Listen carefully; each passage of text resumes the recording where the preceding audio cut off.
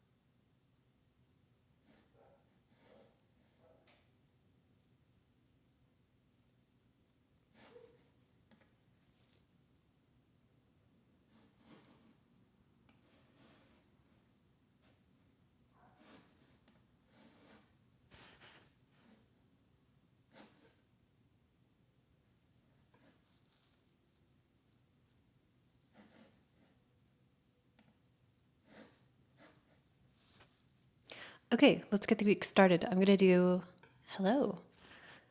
I'm going to do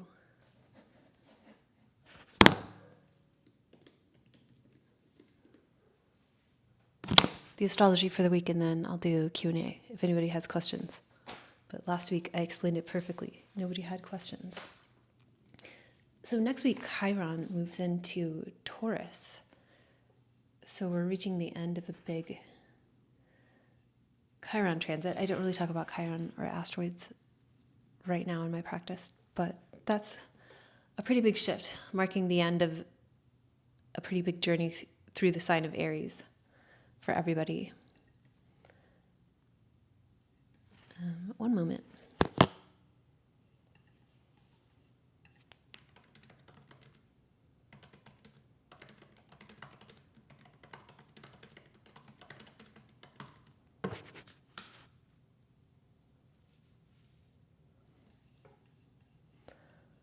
Anyway, Chiron transits last several years. It fluctuates because of Chiron's orbit. Opinions on Saturn in the 7th house. Is it doom? No, it's not doom. I wonder if you were born, Irina, during the day or at night. If you're born at night, it might feel more like doom. It might feel more like sad, heavier, drudgery, but mostly there's going to be a lot of managing expectations with Saturn in the 7th house.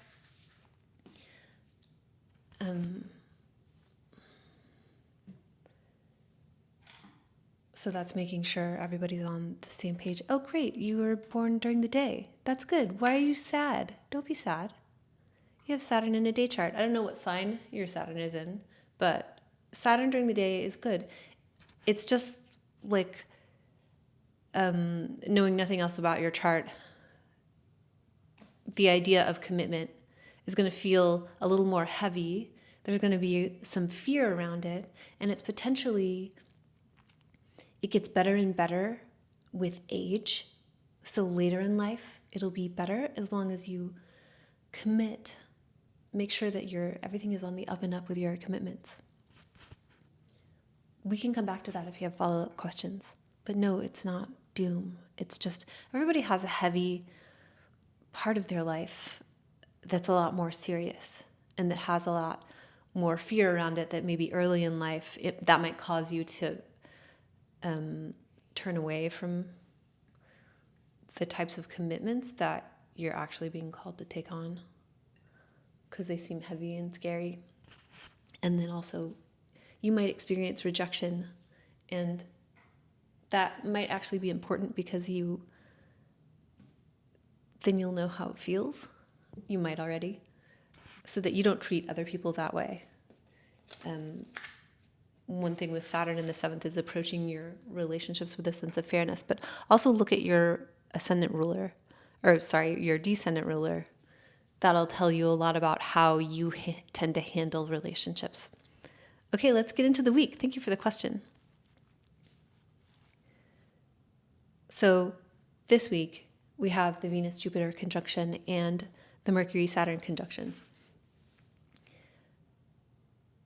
Both of those things happen on Tuesday. And on Monday, today, the moon is like the activator of the zodiac. So anytime the moon aspects a planet, it's aspecting whatever aspects those planets are involved in. So Venus is trining Jupiter, which is wonderful. You might have been feeling the effects already. And on Monday, it's very activated because Venus and Jupiter are applying I'm getting a deer in headlights thing. I haven't gone live in a long time. I'm getting a little too self-aware. Thank you for bearing with me. So anyway, the Venus-Jupiter trine is very activated on Monday. It technically happens on Tuesday around 1 p.m. Pacific time. It's a very stabilizing, abundant feeling aspect.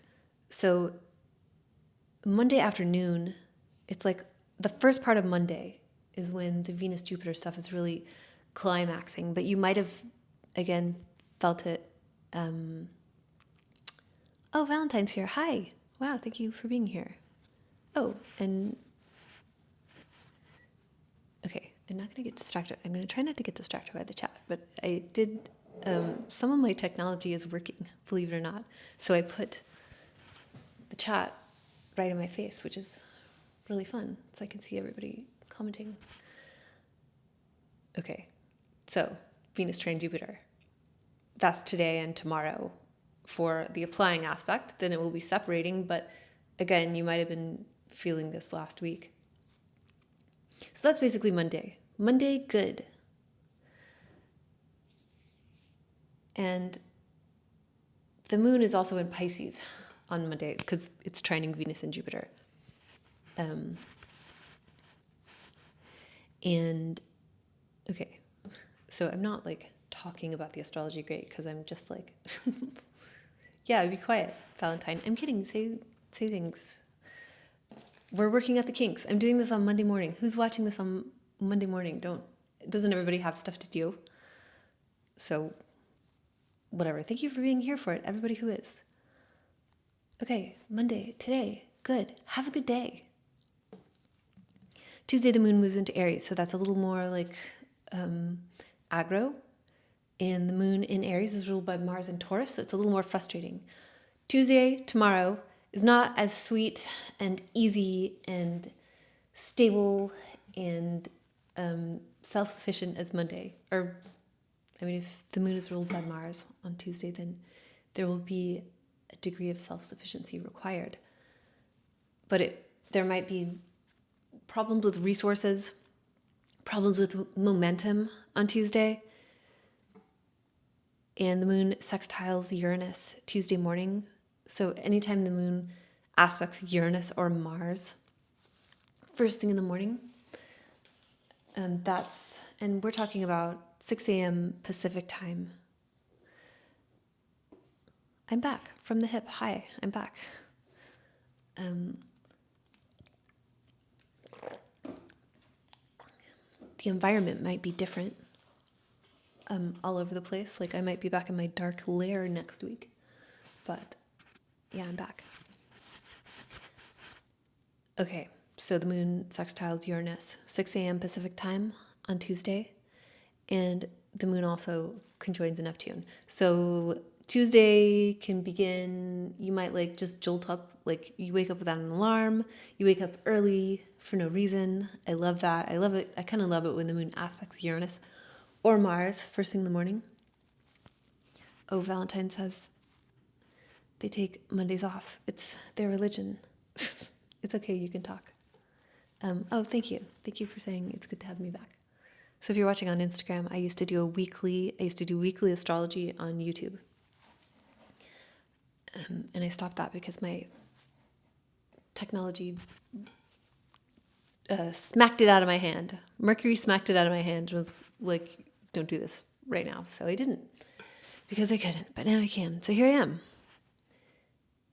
Okay, so the moon sextiles Uranus, so it might be like deviation from routine, unexpected, like things don't go quite as planned, but that it's a little sextile, a wee little sextile early in the morning, Tuesday morning. So it might just be like, okay, you wake up early. What a nice surprise. And then the moon conjoins Neptune at 9 a.m. So good for art, not for decisions requiring facts.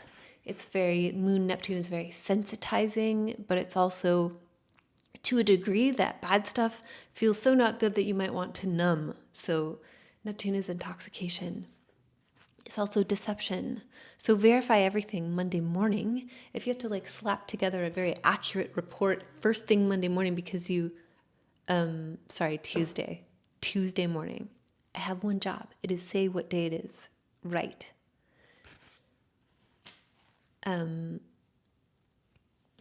Anyway, so if you have like some sort of important thing that requires accuracy and you're living on a wish and a prayer to get that, to put it together Tuesday morning because that's when it's due, maybe don't do that. Maybe like do your due diligence Monday and double check it on Tuesday.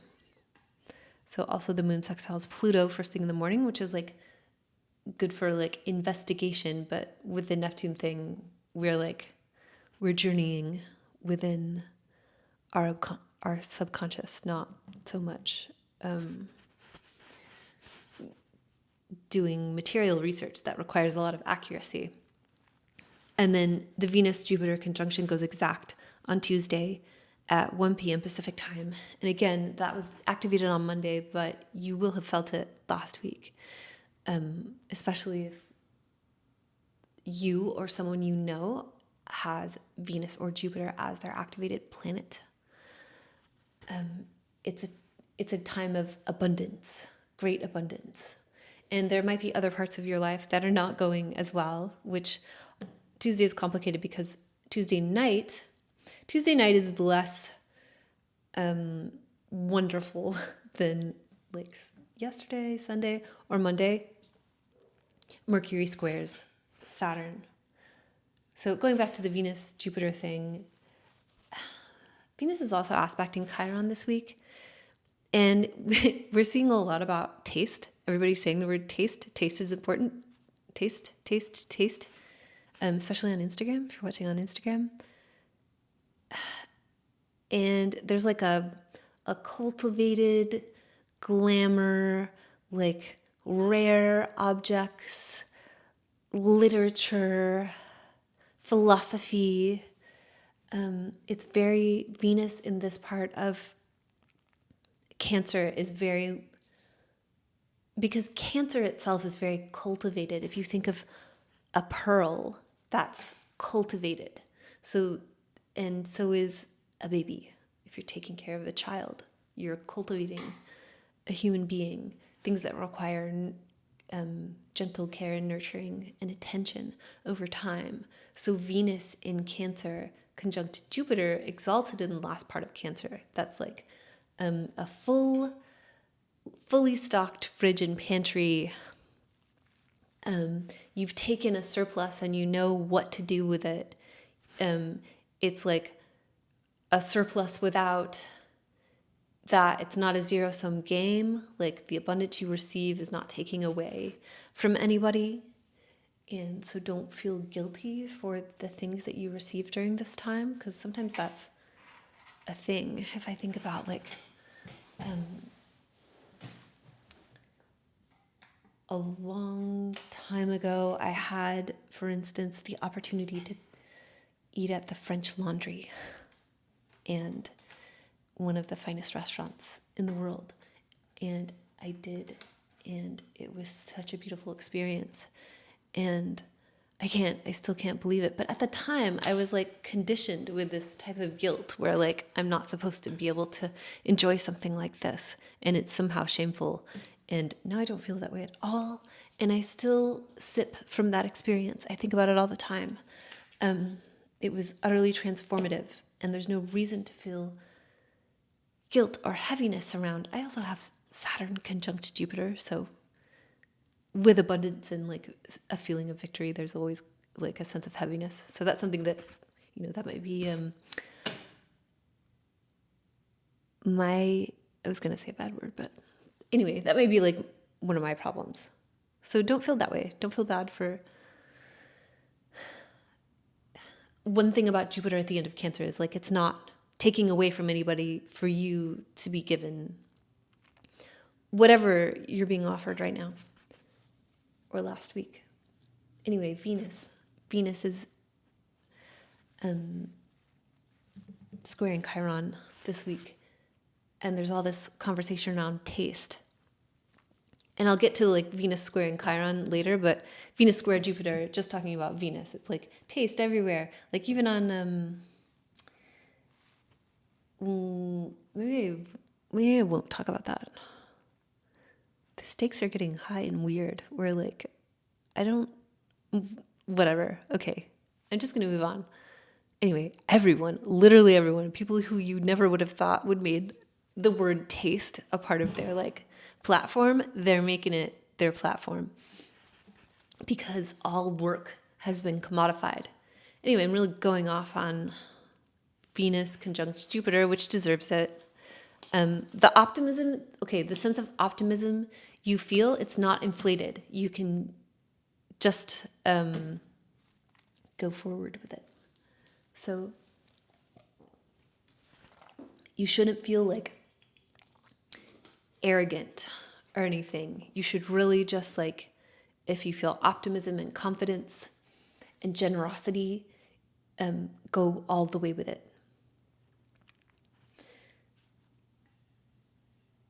This is a very like affluence coded aspect, Venus conjunct Jupiter in late Cancer. So how wonderful. If something amazing happened to any of you, let me know. Okay, excuse me. Mercury also squares Saturn, and this is less fun on Tuesday. And so this goes exact Tuesday night, and then the moon conjoins Saturn in the middle of the night between Tuesday and Wednesday, and squares Mercury shortly after. So this is like Tuesday night is like, it is activated, it goes exact, and then it is activated. So maybe you go to bed early on Tuesday and don't pick any fights. Sometimes these things are unavoidable. Like sometimes we want to know about the astrology so we can make different choices. And sometimes it's just nice to know about the astrology so that you can know what's coming, so that you know that you're not doing it wrong or you haven't made a horrible mistake. Sometimes we need to be reminded of that. It's just the energy that's playing out. And the energy of Tuesday is more difficult. It's less comfy, wumpy than like Sunday night or Monday. And it'll have to do with something someone said. Like, was it something I said? That's the theme. Tuesday night and Wednesday. And especially if you're going to be up late. And Mercury is moving into shadow soon. That also happens this week on Friday. I didn't write down. I think that's like 5 something. Around 6 p.m. Pacific time Friday, Mercury moves into shadow. So that means we're beginning a Mercury retrograde period. Mercury moves out of shadow. We're completely clear from the upcoming Mercury retrograde. Mercury leaves shadow on August 6th. So Mercury is retrograde. It stations retrograde on the day of the full moon in Capricorn, June 29th. And Mercury stations direct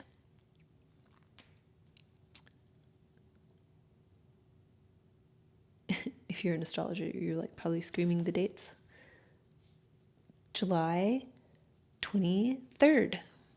So Mercury retrograde, June 29th through July 23rd.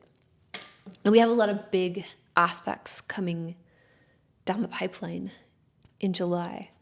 Anyway, I digress. Mercury is about to enter shadow, which means Mercury is entering the set of degrees that it was in, or it's entering the set of the degrees that it's eventually going to retrograde back through. So Mercury entering shadow is Mercury hitting the degree that it's going to station direct on, it's coming back to that degree on July 23rd. And there's kind of a kickoff on Tuesday night with this difficulty, like something you said, there's friction. It's some sort of obstruction that is going to feel kind of stupid. It's going to feel like it's not like, it's not productive. It's like I wrote, it's not a productive constraint. It's going to feel stupid. It's going to feel not fair, maybe. Something that Saturn in Aries is not fair. And what else? It's like Mercury in Cancer is good at like speaking to the emotions on an instinctual level, but something that is said or some sort of delivery of some kind, or even like, this could even be like travels, something logistical. It doesn't have to be just words. It fires in the wrong direction, and it hits a wall, and it's maybe a wall that somebody built that's not necessarily even a load-bearing wall. So, and the square is the aspect of Mars. It's the author of the Picatrix said that the opposition is the sign of pure hatred. But today I'm going to say that it's the square. The square is like a car crash. Like, from a 90-degree angle. Anyway, the constraint that Saturn brings in Aries is there's something wrong with it. It's not fully formed, or it's not it doesn't have a lot of ground to stand on. And speech can trigger this, so watch your words or be more gentle. I guess if we're talking about making different choices, you have the ability to if you maintain awareness, catch yourself in the moment. Like if something has to be said, you don't have to, if you say it with a level of awareness, you can maybe like flatten the curve or smooth out some of the rough edges. But some of this might be unavoidable. Some of the friction on Tuesday. That's why I'm saying maybe just go to bed early on Tuesday. Just nope out of the whole thing. There's going to be like a deliberate effort to get through this. So I'm saying like avoid it by going to sleep, but you might not be able to avoid it. And sometimes avoiding stuff isn't good. So just live your life. We're here to understand what energies are happening on what days, so you know about them. But like the high risk zone here is like emotionally loaded conversations on Tuesday are destined to feel more difficult. And sometimes that's good. Difficulty isn't always bad. As like, oh wow, so I can't, I'm just getting used to my tech here. So like, as Irina was asking earlier about like Saturn in the 7th house, is that doom? Like, is this Mercury square Saturn, is that doom? To use your words, Irina, thank you. No, it isn't. Nothing is doom. Saying this for myself. One time when I first started getting into astrology, my partner at the time was like, you didn't start doing this to be more afraid, because I'm very prone to fear. Okay, so sometimes things need to be difficult, and that's necessary. It helps us with resilience. You haven't done anything wrong if things are difficult, and everything always has to change. The only thing you can count on is change. So yeah, written communication that needs to be precise. The judge of whether or not it is sufficiently precise might be super unfair. And that's Tuesday. And that is Wednesday is better. The moon is squaring Jupiter. So the only thing is like there might be a little bit of, since it's squaring Jupiter, there might be a little bit of overcorrection because Tuesday wasn't as easy.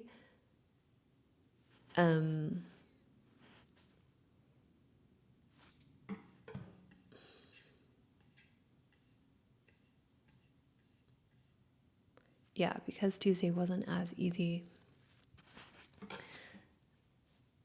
The moon squaring Jupiter. So there might be like over-promising, under-delivering, like especially with, like I said, the optimism isn't misplaced. So this moon square Jupiter has a little bit more of a buffer than most moon squaring Jupiter aspects, and mostly the moon in axial alignment with the exalted greater benefic Jupiter. That's good. So it's mostly good. But there might be a little bit of overcorrection, or like, something with the moon square Jupiter is like, what do we have the resources to actually support this optimism and great sense of freedom and wonder and abundance? And right now, since it's the Venus-Jupiter conjunction, you might. So that sounds great. Wednesday, you get and the moon is also squaring Venus because Venus and Jupiter Wednesday night. So Wednesday night seems fun. I'll just move on from that. The moon activator of the zodiac is squaring both Venus and Jupiter. So might feel like an overcorrection from Tuesday being difficult, but what are you going to do? Let's all overcorrect on Wednesday. Thursday, the moon conjoins Chiron, and that's, okay. So a part of Wednesday's overcorrection also is that the moon is not only squaring Venus, it conjoins Chiron in Aries. And moon, activator of the zodiac, activating the Venus square Chiron aspect that goes exact on Friday. And that's like hitting old wounds. Like maybe even so, wounds that are so old that they're not even yours. They're like, excuse me, your ancestors. And this whole conversation around taste, it the Chiron square lands in it is relational, something that is like a stinging, like pouring alcohol or vinegar into a wound, or it has to do with this whole taste conversation, cultivating your sense of aesthetics, it's relationships. It might be there's the line in the I Ching that's someone is resentful of the assistance you're getting. But as long as you act good, as long as you behave, their jealousy will be inconsequential. And that might be a part of this. There's butthurtedness coming up against all the abundance and wonderful stuff happening. And it's a part of the end of a journey since Chiron is moving into Taurus on June 19th. The other thing I keep saying about Chiron and Taurus is more difficulty with the global food supply, which we can see happening. We can see that coming. You don't need astrology to see that coming. So yeah, just keep buying extra stuff. Use this abundant time to invest in giving yourself a buffer with resources, because resources are going to get much more complicated and probably challenging. As we can see, we don't even need astrology. But not for you, because you're going to set yourself up for success.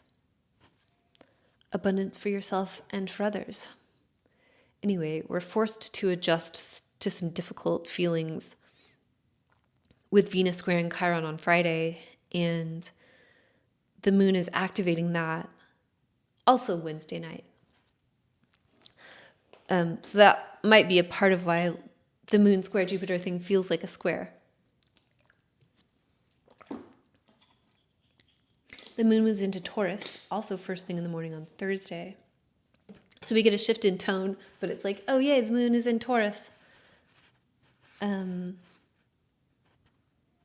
Valentine entering into an era of aesthetic morality in regards to taste. Tell me more about what you mean about that. You capitalized those, and I feel like that's something I should.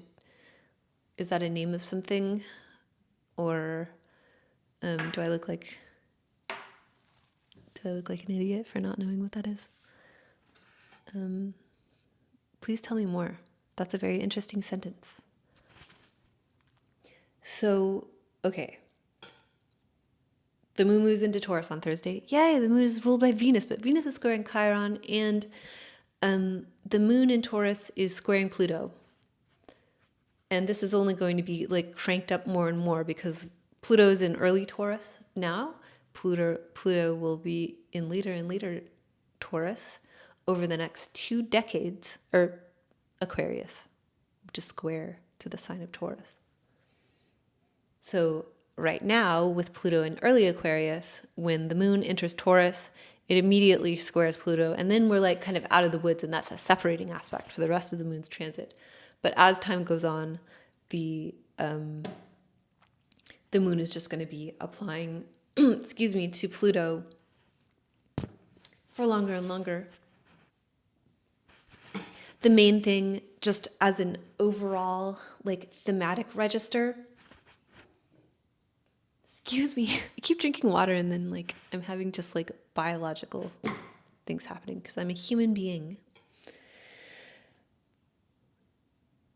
Pluto in Aquarius is partially when the moon is exalted. The moon, like optimal rhythm, resources, feeding, care. We'll have a hard time getting that because of what Pluto in Aquarius is trying to do. And my main example is like all the blue light. You're trying to get the rhythm. You're like circadian rhythm is a good example of how the moon it exalts in Taurus because of rhythm. Taurus is very rhythmic and regularity. So having blue light in your face all night and then not even going outside during the day amounts to this flat line that we're not designed to have. And it makes your energy levels terrible. And then you think you need stuff like an energy drink or coffee I'm drinking coffee right now. If you are a longtime watcher of the YouTube show, you'll know that I have a tumultuous relationship with caffeine. Anyway, so if you're not getting the rhythms, if you're not subjecting yourself to the rhythms that you were designed to experience, then your energy levels will be messed up and that will compromise everything. It makes you less powerful as a human being.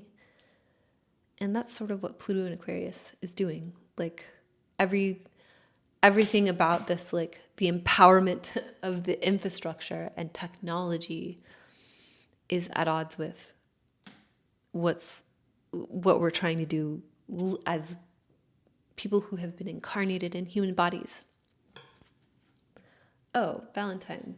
Aesthetic morality is your own theory. I love that though. I think that's happening. If it seems right, good to me personally, then it must be morally correct. It's not what Valentine believes personally. It's just an observation. Yeah, well, there's also the idea that beauty is truth. If something is truly beautiful, it's not artifice, it's real. And if it resonates with people, so I think that's a very interesting idea. I might start talking about it more or working with it. I think that holds a lot of weight right now. Aesthetic morality. I like that. My Saturn is Venus ruled, so that just lights up my dashboard. Thank you for sharing that. I'm going to think about that. That gives me something to think about. I love being able to see the comments and like, okay, stepping away from the self-awareness, back to the week. So Thursday, middle of the day, the moon squares Pluto. So power struggles. We're not in the mood for this. Control, dynamics. If there's something that requires a deep dive, that's probably good, but it's also square. So you might just like feel like a doomer Thursday afternoon. And the moon sextiles Mercury on Friday. Mercury is going into shadow, so the moon makes a favorable aspect with Mercury on Friday morning, first thing. It might be just like your phone's ringing and you're still in bed. If you're on the West Coast of North America, and if you're on the East Coast, then your phone is ringing while you're eating lunch. Valentine believes in beauty. I'm glad you do. If you didn't, why are you watching? Like everything, I feel like, well, okay. So I had this like well, I still do have it. I just like, I'm not doing anything with it right now. I had like a beauty brand because the way I'm 44 and my approach to skincare is not like, I don't touch commercial skincare. So I was going to be like, if you're here, then you should know that if you're here and you don't believe in beauty, anyway, whatever. Then like, why are you watching me? Where I talk about that stuff all the time. Okay, tangent. So I'm glad you do. That's what I'm saying. I'm glad you do, because that would be strange. As much as I talk about it. Not that it would... Okay, I'm moving on. Never complain, never explain. So Friday is complicated. The moon in Taurus conjoins Mars in Taurus, and that is the ruler, that is the energy presiding over Venus squaring Chiron going exact, which was basically activated between Wednesday and Thursday, but the aspect goes exact on Friday. So Friday seems... So moon conjoining Mars, which is like early in the day, if you're on the West Coast of North America, like afternoon if you're on the East Coast of North America. I'm in North America, obviously, so if you're somewhere else, I apologize for you having to do the math, but it's just, I gotta get through it just using my timeline. Friday morning is very energetic, but like emotionally reactive, potentially. And there's just a lot of complicated stuff swirling around on Friday. So Venus squaring Chiron, which go back to Wednesday and Thursday for these signatures. It's like a wound activated, maybe around a relationship, maybe around, thank you for the encouragement, Valentine, for me like going down a rabbit hole of my own self-awareness. There's like, you're like forced to adjust to something, I think, especially on Friday, but it's a larger theme. And this is also right before Venus squares Chiron, right before Venus enters Leo, and right before Chiron enters Taurus. So it's just like the final countdown. There's a sort of like a climax here where stuff is difficult, but it's not forever. Nothing is forever. And we are moving on, just so you know. It might feel like, oh, this is coming back again. I thought I was done with this, kind of a thing. But sometimes those things come up in a little bit of a harder way to see if you are going to handle it differently, because a lot of our worst problems it's not that those problems ever go away or ever stop happening. It's that we get better at dealing with them. So your relationship with the wound changes. It's not that it totally heals.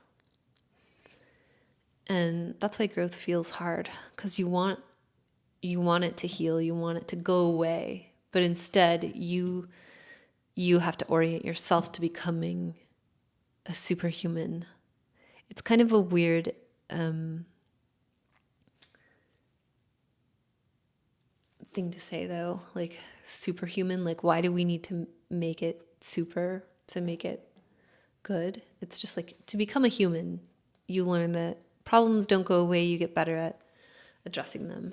And I should rewatch this for myself every time I roll into a little sad little Pisces fetal position when my persistent problems rear their beautiful heads. So one thing you can do with this Venus Chiron energy, since it is relational, is redirect it towards others' healing. Maybe a part of the wound is like you want to help others, but they don't want your help. So it's complicated.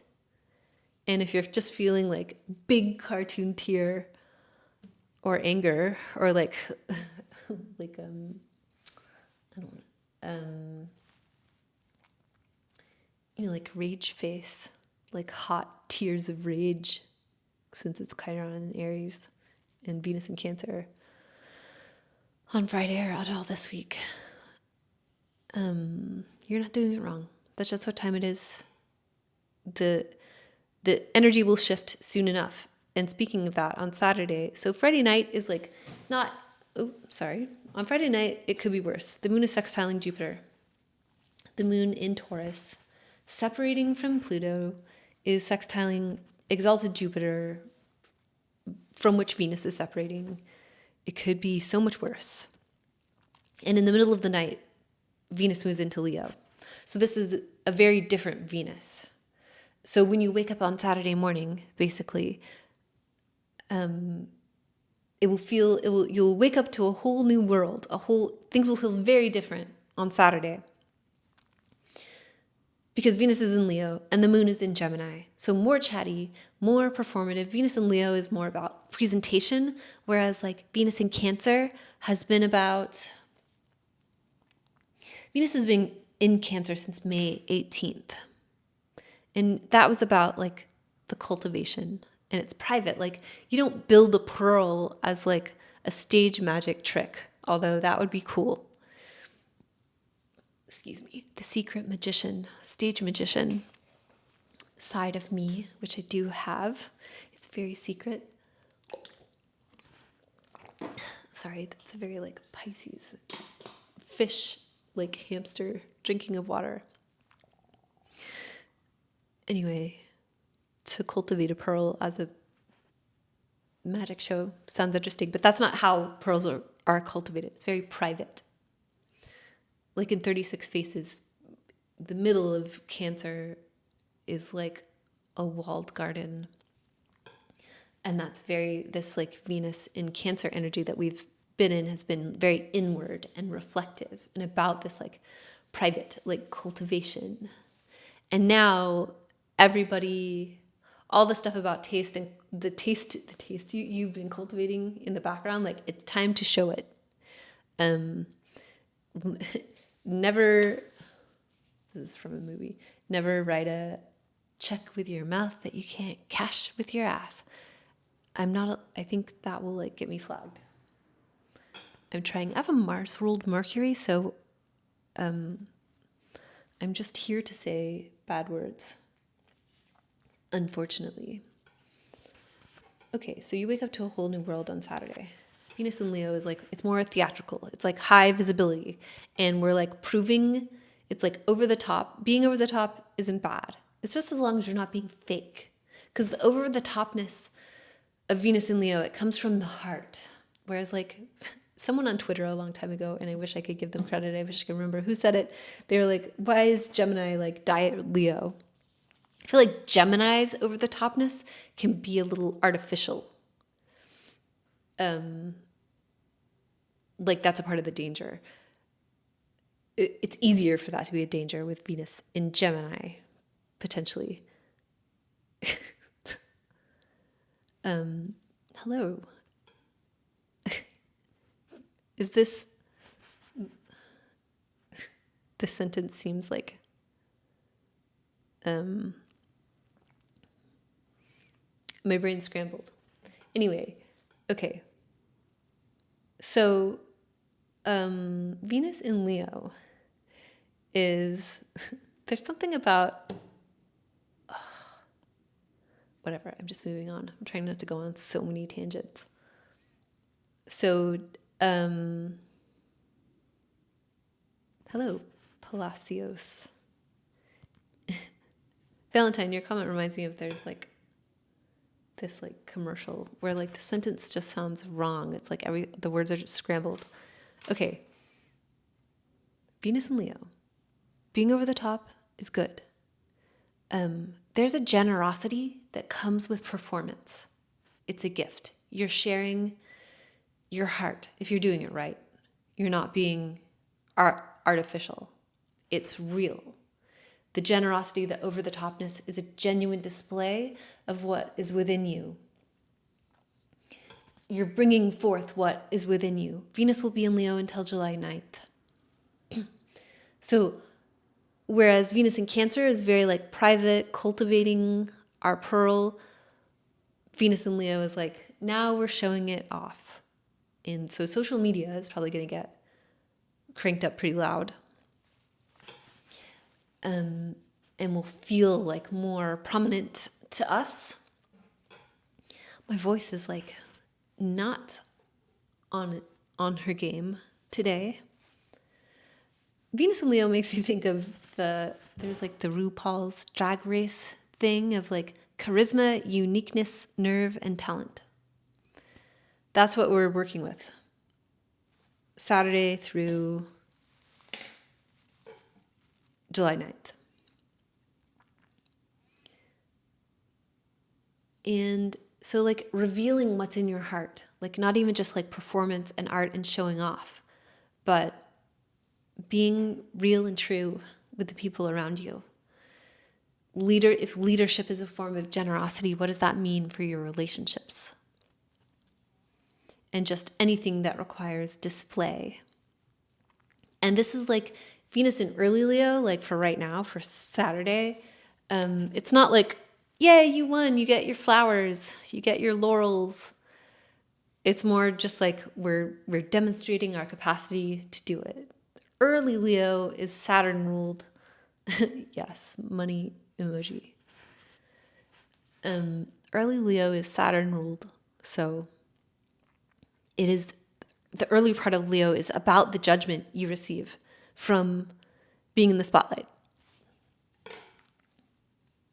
And as you can tell, I read 36 Faces a lot. I'm very into the divisions of 10 degrees of the zodiac, which are called the decans, if you don't know what that is. So anyway, the moon enters Gemini also in the morning, as I said, and we're beginning the dark moon. So all of the stuff that's been happening this week, the light is dying. That sounds bad, but like energy is lower, much lower than it has been. And we're wrapping things up. So like finish what you started this week. Today, try to finish it today and just and feel the effects later. The moon sextiles Venus also first thing in the morning because Venus has just entered Leo, the moon just entered Gemini.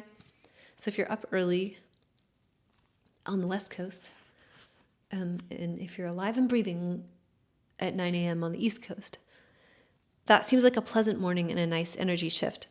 The moon also conjoins Uranus in Gemini. So Saturday's busy. It feels busy in a nice way.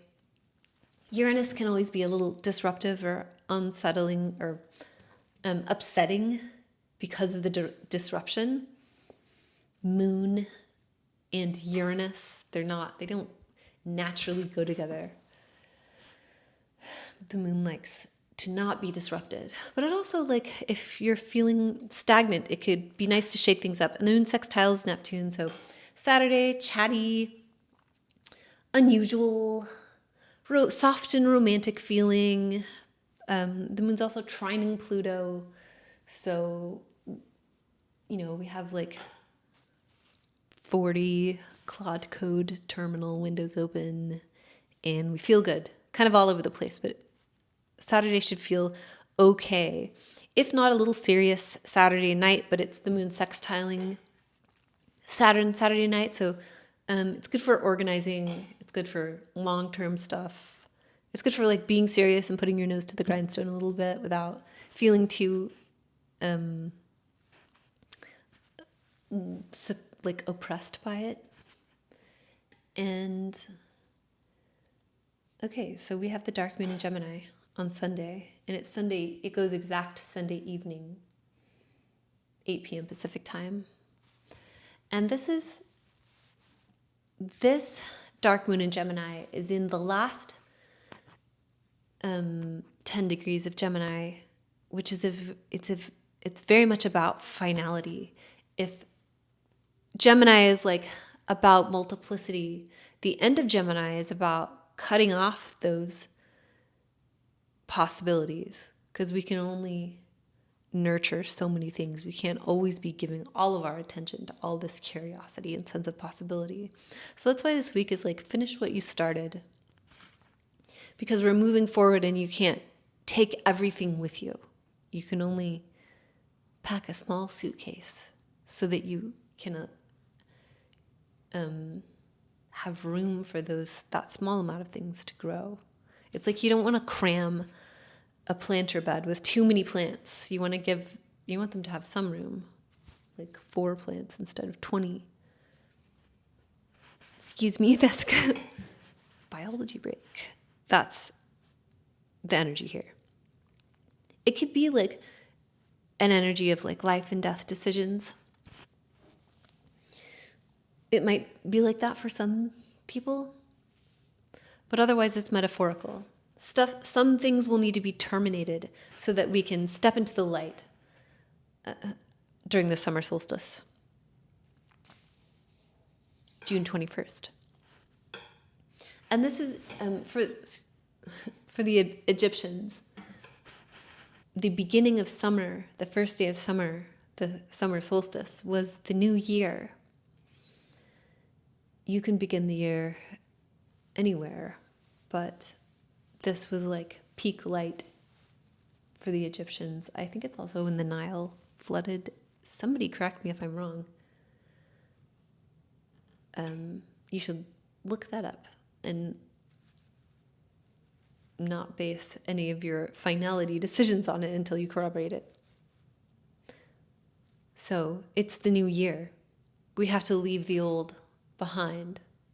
What is that for you? What part of your life is the sign of Gemini? And that's, if you're not familiar with astrology, if you do look up your chart using whole sign houses, Gemini will coincide with a house number, a slice of that pie that has a number on it. And you can Google what that number is, and that's like the part of your life that stuff happening in Gemini manifests in. So this week is about finishing. And in some ways it's about irreversible choices. It doesn't have to be all that dramatic. The full moon the dark moon. And I call it the dark moon, not the new moon, because the dark moon is when the moon is dark. There's no moon outside. The new moon is after the dark moon, when you can start to see the little sliver of the moon again. Richard, Gemini is your 12th house. So do you like as your downtime, do you like to be on Discord or something? Like your downtime is kind of chatty and exploratory and like mentally stimulating. but also interesting to think about like the ways you might betray yourself, because Gemini can be kind of two-faced anyway. So when in doubt, if you need to be in your 12th house, just read. So irreversible choices, it doesn't have to be that dramatic. The dark moon is with Uranus, but it's kind of far away from Uranus. So there is like a soft lightning little buzz. It does have like some static electricity around it, but it's a dark moon. And I think it also has much less so than the full moon in Sagittarius. We're working with these themes that are really coming to, we have all these outer planet aspects in July that have to do with how the world is changing, which circulates deeply around technology. Oh, Richard, you do enjoy reading. Then you're doing it right. I can't think of anything better to say. I feel like I should have something more, or having trouble finding the words. Yeah, stimulating tasks for downtime with a 12th house in Gemini. A very like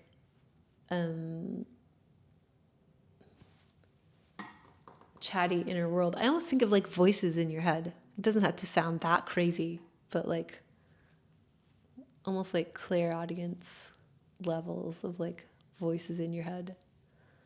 And leaning into that. There's this show in the 90s called Herman's Head, and it was like a guy who worked in the office, but then one of the sets in the show was like inside his brain with all the different people. There's also like a Pixar film about that. Anyway, I feel like that's kind of like a Gemini 12th house. Oh, Valentine, you're a Cancer sun with Leo rising and a Taurus moon. Now I know. Wow, natal Mercury and Jupiter in Cancer. Oh, yeah, this year has been a mega ultra reset. I can imagine. Yeah. Yeah, it'll start out as a repeat, and then Jupiter moves into Leo, and then the energy will change. So I think it'll start out feeling like a repeat, and then like we're somewhere else, and it's not a bad thing. But yeah, it will have some similar energy to last summer for sure. Oh, great. Valentine knows what Herman's Head is. That's good. Okay. So yeah, the dark moon in Gemini. Do we get the point here, right? So something that I like to remind everybody with full and dark moons is that it's not just a culmination of energy. I sound like AI. It's not just this, but it is this. It is not only a dark moon is not just like, oh, we're concluding an energy cycle from the past like fortnight, because 2 weeks ago, today it's 1 week ago, but by the time we get to the dark moon in Gemini, that will have been 2 weeks ago, was the full moon in Sagittarius. So that's like the light, the energy peaks, and then the dark moon, it dies down, and then we start all over. It's not just that like monthly cycle. It's over the course of 6 months. So the last full moon in Gemini, because this is the dark moon coming up, was in December 4th. So what was like loud and proud in the Gemini part of your life, December 4th, that is now like, okay, that's what that was. We're looking back, we've expended that energy, and now will be whatever they always say the dark moon is like seed planting.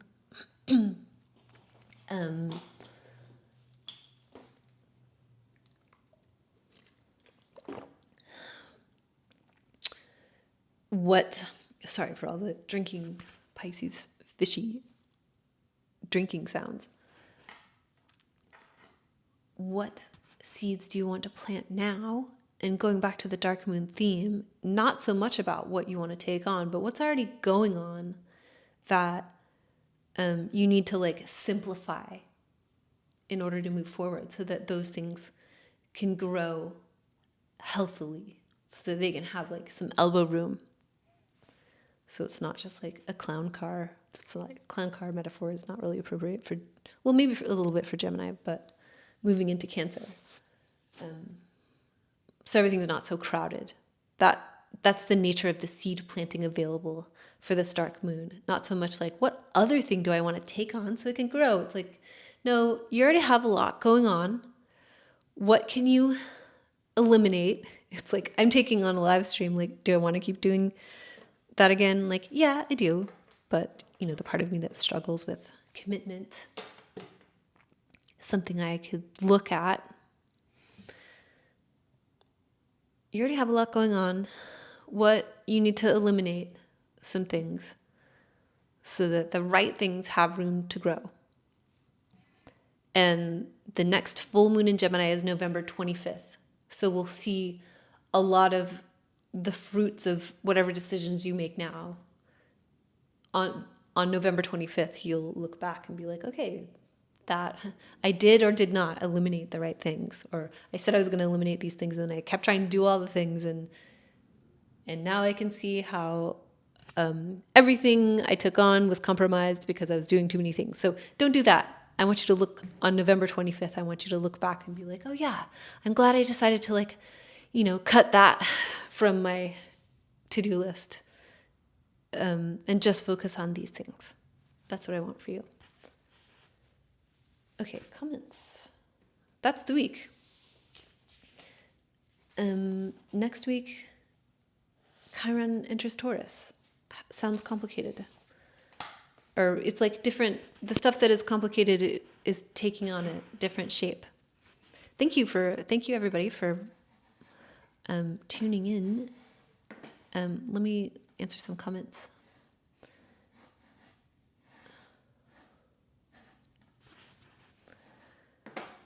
And if anybody, I'm not talking about the week anymore, so if anybody has questions. Hanya, I hope I'm saying your name correctly. I'm new to astrology and I find it very interesting. I think my rising is Gemini and my sun is Leo with my moon, which is Taurus. Okay, so if you think your rising sign is Gemini, first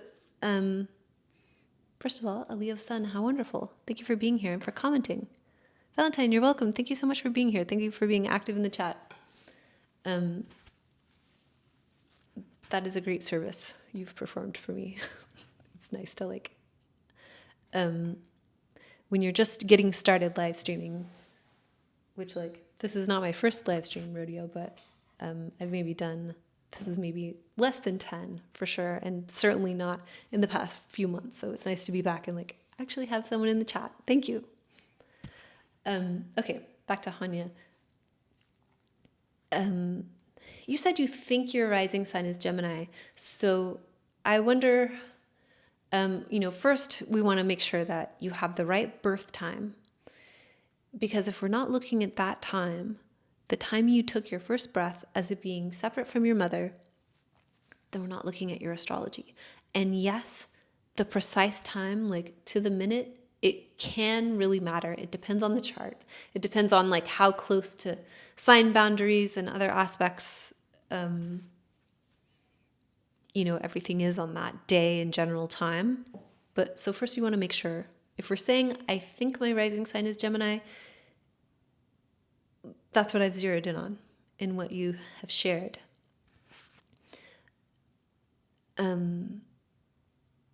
We want to make sure you have the right birth time. And sometimes if it's parent memory, I think you were born around this time. If you were born in a hospital, and your birth time is not on your birth certificate, sometimes hospitals keep records that are different from the birth certificate. That's they keep records of the time of birth, but then when like the doctor or whoever does that sits down to make the birth certificate, they might be looking at what time it is when they're making the certificate. So you want to, sometimes if like a birth certificate is like rounded to like, if it's like 7:00 or 7:05, maybe it's possible you were actually born at 6:47 or 15 minutes is usually like, anyway. So we want to interrogate, what time were you born? If we're saying, I think my rising sign is Gemini. And like, where did you get that data? And then if you weren't born in a hospital, obviously we are dependent upon the memories of others. Less infrastructure, but like, obviously there are many benefits to not being born in a hospital. I'm not going to go on a tangent about that. Okay, so first, make sure that the time you're looking at is the time you drew your first breath as being separate from your mother. If it's not exactly that time, and if you have any uncertainty about that time, you need to add everything you're looking at in the chart take it with a grain of salt, because there will be a lot of things that feel true, and it can be misleading because it's mixed in with stuff that is not true. So some of it will feel helpful, but it will be less helpful / misleading because you're not looking at the right time. And then also look up, like where you look up your chart matters. I mean, I guess like, so like some of the like AI tools or like AI astrology chats that are available, they get things wrong. And even like really good tools like kind of start out getting things wrong. So places to look up your chart, I would suggest either astro.com, which is, and use whole sign houses. I have a reel about this. You have to scroll way down. I forget what it's called. It would probably be hard to find. If you scroll way, way down, like a year ago, you'll see a reel of mine where like the thumbnail is like, it's like a repeated cathedral ceiling in blue, and it says astrology hack, I think. If you look at that I think will tell you, or there's an even older one, and that was one that's, because I do the full body reels, like in the little black dress. That's one of those. And then there's one that I know I do a detailed walkthrough on how to look up your chart using astro.com. If you scroll down even further, the thumbnail is just my head. It's a talking head one. And the thumbnail says birthday magic. And it's either that one or like a couple reels after that one that I do a detailed walkthrough of how to look up your chart on astro.com. Another really easy place to look up your chart now is the app StarTech. It's super easy. It's free, and you can look up your chart and you can like click on things. You can just tap on planets or houses and it'll be like, you have, Mars and Aries in the 5th house. And it tells you what that means, and it's cool. So, does anybody have any, oh my gosh, I have so many more comments than I thought. Okay. Salama. Hi, may I have a reading? Yes, you may. You are coming from YouTube. In the description should be the link to readings. But if you can't find that, DM me on Instagram, which is at Hellington, HELLINGTON. And thank you for asking. Proton flight. Why do I have to wait till the astrological signs are indicative of something? Why can't I assess now? Proton flight, can you clarify your question? what do you mean? Why do you have to wait until the astrological signs are indicative of something? You can assess anything at any time. It's just like when is something happening? I think what you mean, why do I have to wait until the astrological signs are indicative of something? Yeah, I don't know what you mean. Please clarify. Because what I think maybe you mean is like, why do you have to wait until planets are doing stuff in that sign? Why can't you assess now? You can assess whenever you want. My apologies for not understanding the question. You might have explained it perfectly, and I'm just like not, like the wires are crossed. Maybe this is like Mercury, Saturn. So yeah, please tell me more, and I will answer better. Patrick, hello. Wait, oh, Patrick came in, hopefully when you do, and said, I'll have to watch this later. Well, if you do, and you're gone now, thank you. How nice to see you. Thank you for your comment. Black Lamb, hello, also. Thank you for the encouragement. What's the right way to do this dark moon, like the right mindset? Should we actively seek things to cut out, or is it just something not to resist? My gut reaction is the latter, something not to resist. I think the options, like the many options available to you, I think something will stand out if you just trust your intuition, which is like without thinking about it. If you had to turn the volume down on this live stream, don't do that. Do whatever you want, but like, cut out all the noise and just like, this is a very Neptune and Pisces era thing to do, but just like, what's the answer? What do I cut? And the first thing you think of, it will feel made up. You know how to use your intuition. I know you do. I don't need to tell you how. Perhaps you've asked this question on a cosmic level because other people need to know how to access their intuition. Sometimes when we're accessing our intuition, it feels made up. I'm not saying this for you, Black Lamb, because I know you know how to do that. I'm just saying it for everybody, which your comment spurred. Sometimes when we access our intuition, we ask for an answer. That first thing that comes to mind and not questioning it, that's really hard skill to cultivate. It's almost like a muscle. The muscle of non-doing, non-thinking about it and trying to figure it out. Just like, what's the answer? So anyway, back to your question. Should we actively seek things to cut out, or is it just something not to resist? Also, whatever your path is, like maybe you'll be on a quiet tirade later in the week where you're like wanting to find things to cut out because possibly there's something really important that you want to cultivate and you need to like cut out as much else as possible. That could be a thing. Really great question also. Thank you for that question. My main answer is I think it's the latter, just something not to resist. You don't need to you can't take everything with you is my thing.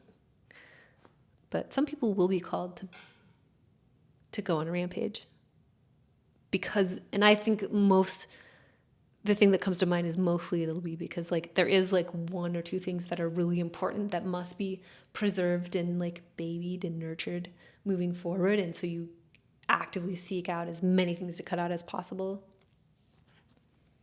Thank you again for the question.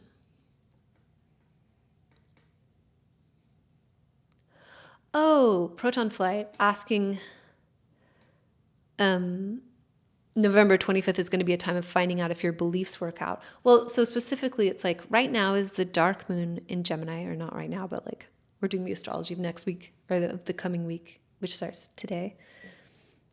So Sunday is the dark moon in Gemini. Excuse me. Are you, by chance, Libra rising?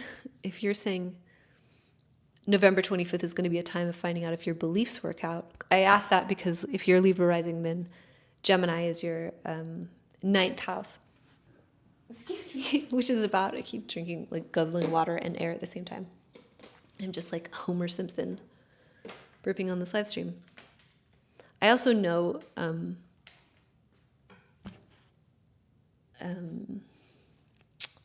someone who gets like psychic confirmation from like burping, which is so amazing. And since that has been in my mind, I'm like, oh, is that what that is? And sometimes if you decide something is something, then it is something. Anyway, I am on a tangent from answering Proton Flight's question. So is November 25th going to be a time of finding out if your beliefs work out? I have first latched on to saying, if this is about your beliefs, I wonder if Gemini is your ninth house, if you're Libra rising, is that why you're saying that? But to figure out if everything is going to work out, like November 25th is going to be a time of finding out if like the beginnings swirling around the end of this coming week around Sunday, November 25th is going to be a time of finding out if that works out. Well, why can't you find out if it works out now? You actually could. So I have a complicated answer to your question. Great question, by the way. If I'm understanding it correctly, why can't you find out if it works out now? So first, you could, if we're looking at your specific chart,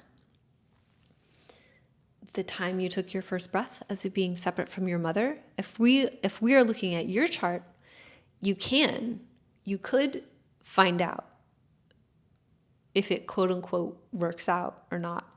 And what I mean by that is like, okay, no matter how difficult the circumstances, like we never lose, we only learn. So even if it doesn't quote unquote work out, like that's what was supposed to happen because something later is based on that happening.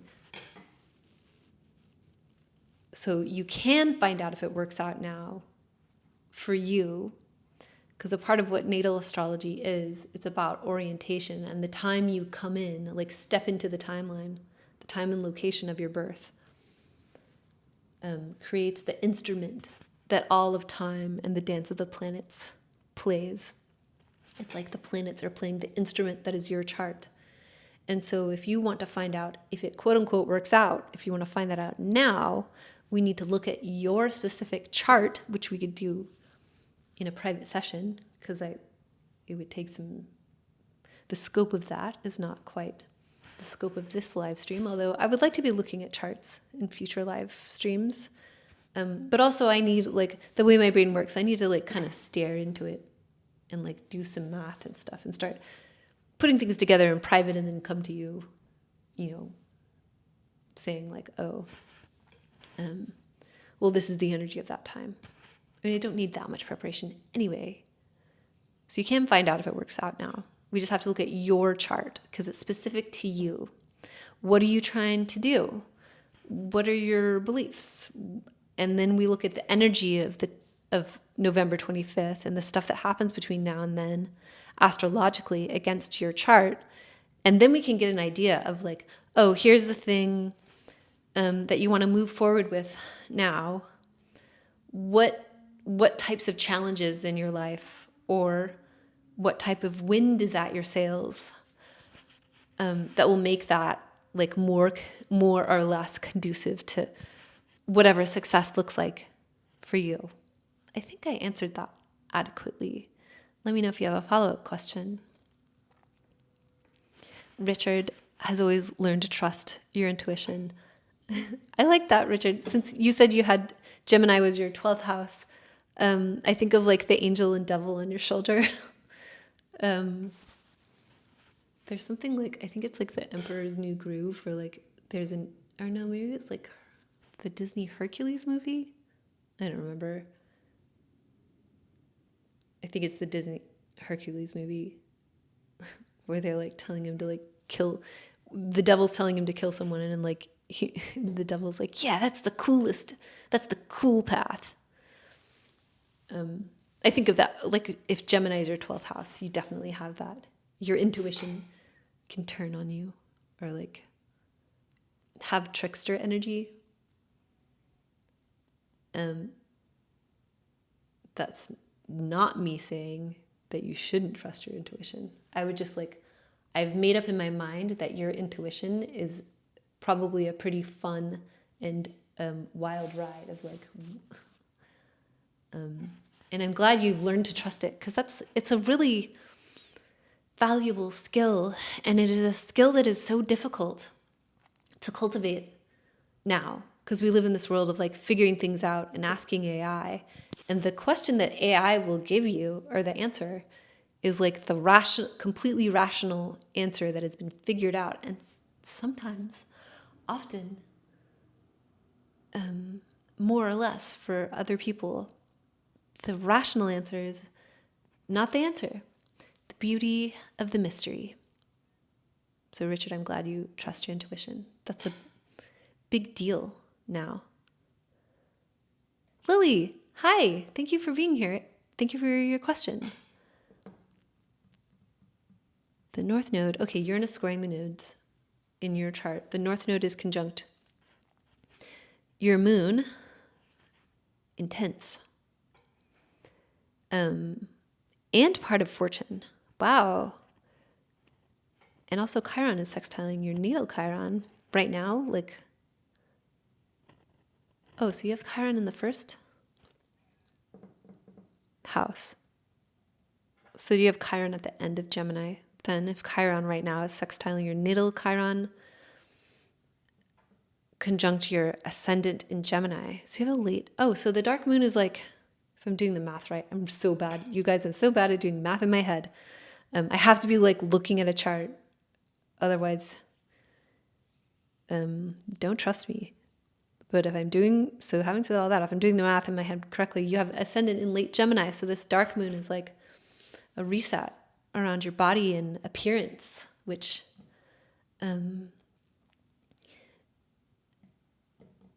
it's like how many practices, how many interesting, like valuable. I know I have like every time okay, tangent, Lily. I'll answer your nodes question in a moment, because I have a pretty hard-nosed and simple answer to that. But with like the dark moon on your ascendant, which you didn't ask about, I'm just deciding to talk about it. The dark moon conjunct your Gemini ascendant with Chiron, and Chiron is sextiling that right now as the end of a journey. It's like, okay, what are all the like I, for instance, have all these practices when I'm like, okay, I'm going to do all the things in my toolkit. Excuse me. Homer Simpson maxing. I'm going to do all the tools in my toolkit to make sure I can be a superhuman and set myself up for a success. Be super optimized. So I'm going to do Reiki on myself every day. I'm going to do breath work every day. Which like you don't, it's more of like, I'm going to do breath work every day for a certain amount of days. I'm going to do my Qigong meridian tapping. I'm going to do the Ashtanga primary series, which isn't even like, it's kind of against the style of yoga I prefer to practice, but I'm going to do my Tracy Anderson workouts. I'm going to do my beauty fascia face massage. I'm going to do oil pulling. And then like the list is like 20 things. And then it's like, okay, well, am I going to spend all day on my list of things? And I'm going to do my morning pages. I've been struggling with that recently. Anyway, for you, late Gemini rising. I love knowing that about you. Late Gemini rising, conjunct Chiron. How can you set yourself up for like resilience and stability? And like, do you have this whole list of like things you think you need to do for your body or your appearance or way of operating? And what can you cut down? Interesting time for you. Okay, so, and the North Node conjunct the Moon. I thought intense because like that's my experience with, I have a lot of Moon North Node people in my life. And that's like because of my chart and my upbringing, I just attract Moon North Node people. So welcome. Thank you for being here. And I have this myself in another way, but Moon North Node can be very intense. It's almost, this might be a hot take that people will be like, actually, it's not this. So, feel free to criticize me. I feel like Moon North Node can have a little bit of a Scorpio moon feeling, because the reason why the moon is in falls in Scorpio is it literally falls down a hole and it can't get out of like emotion. So like if you get angry or sad, like when you experience unpleasant emotions, Lily, it might be hard for other people to like pull you out of it. You might need to like let it run its course. Anyway, I know you weren't asking for a comment on how moon, and then it's conjuncture part of fortune. So it's like how you manifest is this intense emotional attunement that's around like the eclipses bring the North Node like takes from like the spiritual and it puts it into the world. So it's like with your all emotions, you like want to do something with it. And like that's a part of your DNA. Your makeup is like, wow, manifestation might come pretty easily if you learn how to wrangle that. It's like watch where you point that thing, or like learn how to like ride that bucking bronco. It's just like a little dangerous. The type of manifestation the nodes offer. You don't want to ever do eclipse. I'm going on a tangent. Anyway, so I went off on, now I know your rising sign, which is fun. I have gone off on, oh, you have Moon North Node. That's a very interesting configuration and probably pretty intense. Something I've noticed with Moon North Node people is like, I always, because I'm like Pisces rising, I'm like, let me fix you. I have a lot of people in my life really close to me with Moon North Node, and it's like I always want to bring them back. It's like, no, it's okay actually. It's look, and the more that I try to bring them back, the worse it gets, the more they don't want to come back. So it's kind of like, you just gotta like let them, just let it run its course. Okay, I know you weren't asking for my assessment on that. You were asking about Uranus squaring the nodes. So first of all, with the nodes, for the most part, I only look at conjunctions to the nodes. So like my digital transit calendar, which I don't have on my website right now, but if I did, I do a really specific set of jobs in my astrology software to make sure that it's not showing you sextiles to the nodes or even squares to the nodes. For the most part in a natal chart, I'm looking at only conjunctions. If it's conjunct one of the nodes, then I look at it. But if it's like a sextile, no. So that's a general rule. Only look at conjunctions to the nodes. When we get to squaring the nodes, that is a thing. It is a thing that some people refer to as the bending.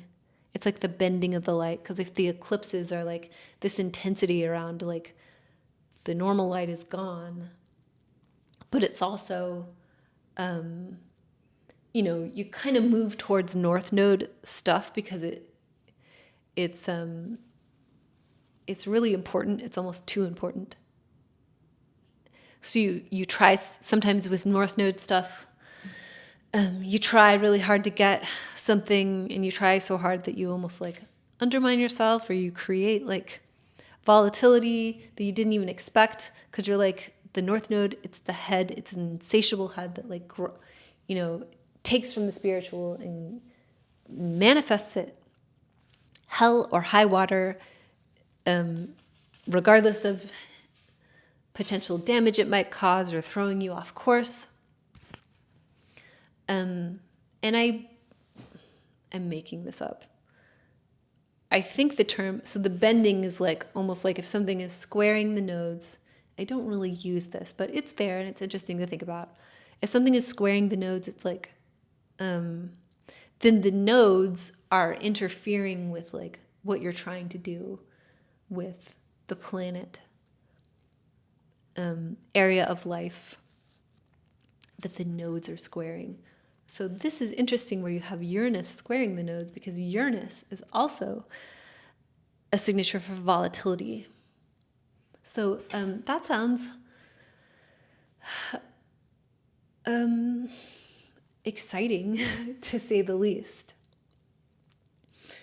And Moon Uranus, like Moon square, if Uranus is squaring the nodes and the North Node is conjunct your Moon, then you have Moon square Uranus. And that's the thing that I would actually fixate on a little more, is like Moon square Uranus is like, you want the stability. That's what the Moon wants. Uranus is here to bring excitement and the unexpected. And so it's almost, there's something in the I Ching that my Moon is connected to, actually, in human design, that's the gate of crisis. And it's almost like for me in my nativity, I have Moon trine Uranus, by the way, so it's a little more constructive. But I think even the Moon trine Uranus is like, come on, it's just like some stability would be nice. But then also, like, I crave excitement. I crave throwing myself off course. You might crave it more in like a more intense and like sharp angled way. So yeah, the Moon likes consistency. The Moon doesn't like disruption. And Uranus is disrupting your Moon. And I think me personally with the Moon trine Uranus, I even find that like a bit much. So also like Uranus aspecting the Sun or Moon is like, you're a weirdo. You're here in my astrology live stream, so I don't mean that in a bad way. You probably have some very interesting eccentricities, and maybe some painful ones. So yeah, to sum up your question and to give you like a super vague short answer after talking to you for 20 minutes about all these other things. Uranus square the nodes for you. You have the Moon and part of Fortune with the North Node. Mostly, if you're wanting to like research that, for the most part, I would just you'll get a lot out of going deep with just Moon square Uranus. That's going to be the loudest part of that configuration, if that makes sense. Let me know if you have more follow-up questions. Ask me questions anytime.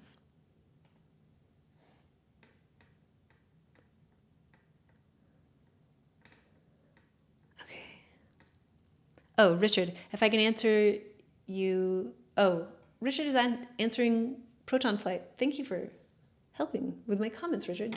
OMG, thank you. Your intuition is the first thought or feeling you get. You know it's your intuition. The ego takes over and tells you not to listen. That is a very good way to explain it, Richard, also. It's so hard to like develop that muscle of trusting, because you have to trust it. Lily, so I asked you questions about your thing and then I like wasn't reading the chat. So okay, the transiting North Node is now conjunct your Moon. Your natal North Node is in Aries. Oh, so you have an Aries Moon. Fun. So fun. Aries Moon is so fun. So fun, so mean. I know someone with a North Node Moon in Aries. They're very mean if they get upset. So I don't want to get on your bad side. And I don't mean that in a bad way. Like, nobody wants to get on my bad side either. Wow. Moon North Node, Gemini rising. Fun.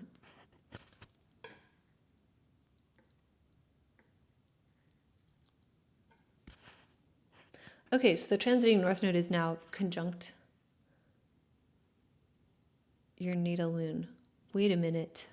Okay, if the transiting North Node is now conjunct your natal Moon, but you said you have Moon North Node and your natal North Node is in Aries, but the transiting North Node is in Pisces? Help me. Oh, 0 Aries. Oh. But wait, the transiting North Node right now is closer to the sign boundary between Pisces and Aquarius. If I'm not it's probably me that I'm not understanding, for which I apologize. Okay. Cup kiss. Oh, very fun username. So how to make the most out of your chart. You have a strong 10th and 12th house. My question for you, Cup Kiss, would be, are they connected? I wonder if, like, for instance, when people have something that I've noticed personally is when people have like their 10th ruler in the 12th, they're really good at like behind the scenes work, like visual effects, production, sound engineering, video editing, stuff that requires, like, when the 10th ruler is in the 12th, when the 10th and 12th are connected, there's like working behind the scenes that those people are really good at. So that would be my first question is, are they connected? Do you have like the 12th ruler in the 10th or the 10th ruler in the 12th? If you have the 12th ruler in the 10th, for instance, then, and I know that you didn't say any of this, there are just so many possibilities. My first question would be, are they connected? Because that would be one way to make the most out of it, is like, are they connected and how, and what are the qualities of those things? But if you have a strong 10th and a strong 12th, then knowing nothing else, knowing not knowing what planets are in there or how they're connected, or anything like that. Just understanding that, like, it's just so hard without knowing anything else. If they're both strong, it is a complicated dance to understand that, like, planets in the 10th house are said to have undue influence on the nativity. So they're super strong. So always knowing that, like, your visibility and your reputation are, things are, depending on the rulers of what houses, what house rulers are in the 10th. Like, whatever planet's in the 10th, whatever house or houses that planet rules, will always be very public. Like, I have the 3rd ruler in the 10th, and here I am on YouTube, and I'm a writer, etc.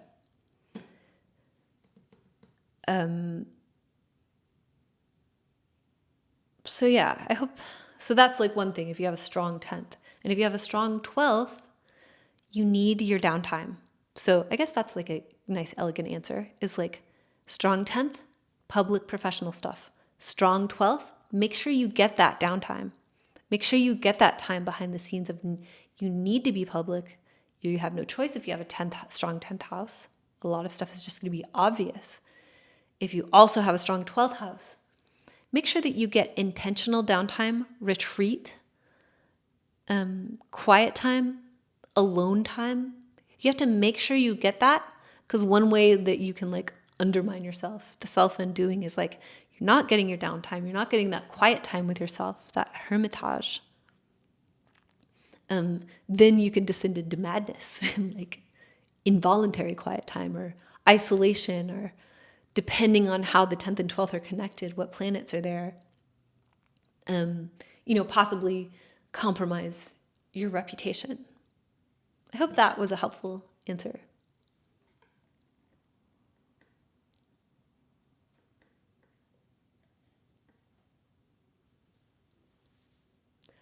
Vegan Flowers, hi.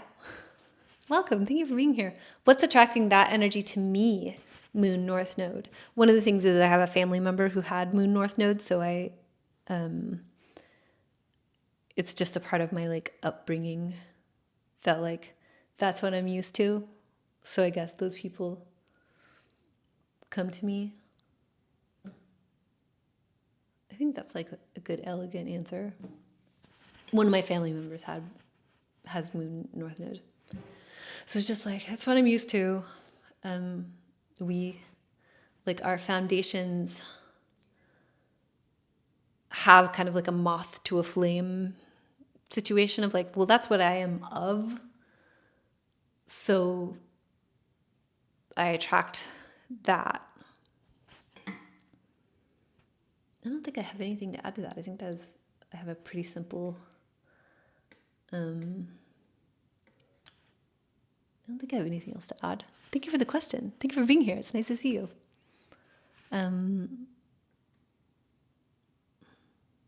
Yeah. I feel like with that answer, it's like surprisingly simple when it came out of my mouth, and I was expecting to have more to say about it. Tea memes, gonna be honest, no idea what you're talking about, but I listen to you talk all day, every day. Why, thank you. That's so nice of you to say. I'm talking about astrology. You probably know that. And that's probably not a helpful retort. Thank you so much for saying that. I struggle with communication stuff, so this is very like remediation for me. So it is tremendously valuable and precious to have someone say that they could listen to me talk. Buckley and Augustine with a heart. Thank you for that. Also, on that note, thank you for the heart. Lily, yes, I've just been realizing I have to accept that I'm a weirdo. Yeah. Well, from what I know, you seem like a pretty wonderful weirdo.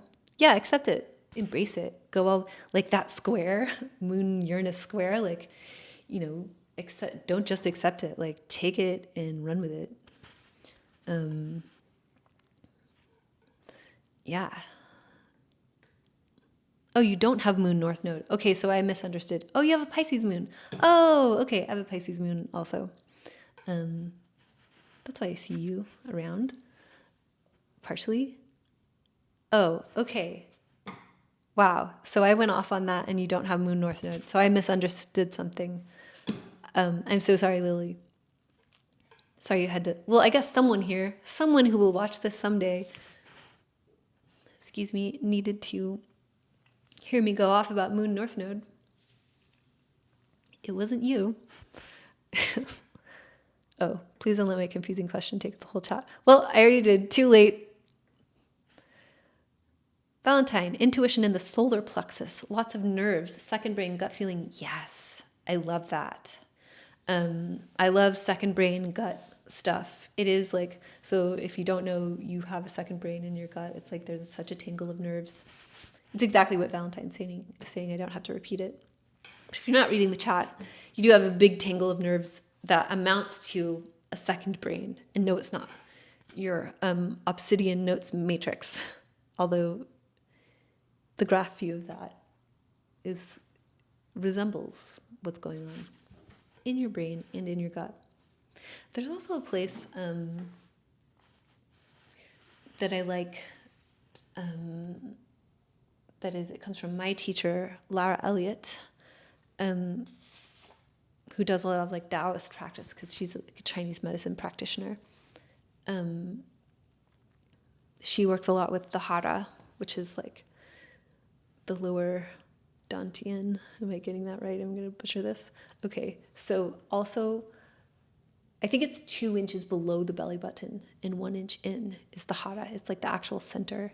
And so if you're practicing martial arts, like that's your center of your body, and that's how you can do all the crazy stuff, is like you're always holding center. So there's like and that's like, very different from solar plexus, second brain area, but I think it helps with intuition to stay rooted in that place instead of like up here, where it's so easy nowadays to like treat this as the center, but instead Hara, Hara. I'm like talking and the mic's like over here. Peach Doors, hi. It's so nice to see you. It's so nice to see people from when I used to do my YouTube videos. Do I ever start dooming from astrology? Yes. In fact, earlier in the live stream, I was talking about I like just kind of started dooming live before everyone. And I mentioned that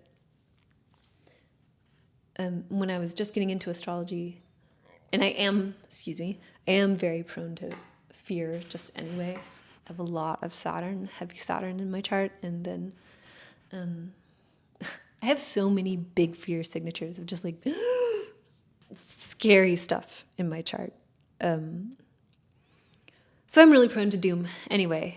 And when I started getting into astrology, it's like, oh, this is going to happen. This is going to happen. And they were like, you didn't get into this to be more afraid. which is a good point. So absolutely. I still struggle with it. Something I've learned, I haven't even read the second part of your question. I'm just going off about this part. Something that I've also learned that I know that's always hard to remember is that when you see like a bad, quote unquote, bad transit, it's seldom as bad as you think it's going to be. So yeah, it's just like, how is astrology really helpful? I mean, that's why Jesus got mad at the fortune tellers, because like it could be disrupting to your psychology and not empowering to see that stuff. You have to really attune yourself to like, okay, well, if I'm looking at the energies coming down the tracks, I need to be careful not to make it a binary and be like, today good, tomorrow bad, which is kind of what I'm doing here. So it's complicated. So if you're going to do that, and again, saying this for myself, I try to always use the chart as a way to bring me back to the present moment. And remembering that is the most challenging part of that. Because it could be so liberating to be like, okay, now I'm here. I know what here is about. Why do you even know? We need to know what any of it is about. Like, why are you here? Go outside. Very undermining myself. So yes, I start dooming from astrology all the time. Still now. Because I'm a very fear-prone. I have a Mars square Uranus. It's such a like jump scare. It's so scary with my squishy little Pisces moon. So there's like a lot of genuinely scary stuff, and then a lot of like fear that operates around that needs to be untangled and much of it healed. Okay, so yes. You listened to a podcast about zodiacal releasing, and it's got you a little shaken. Have you looked at your zodiacal releasing also?